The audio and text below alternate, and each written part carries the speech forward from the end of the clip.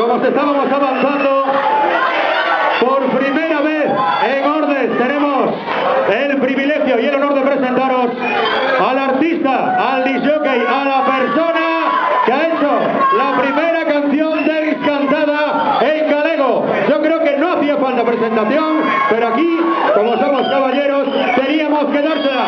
Con todos ustedes, señoras y señores, DJ Sonic.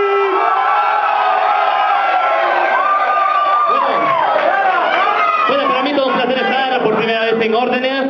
Creo que esta noche celebramos sobre todo dos cosas. La primera, que ya estamos en veranito, y segunda,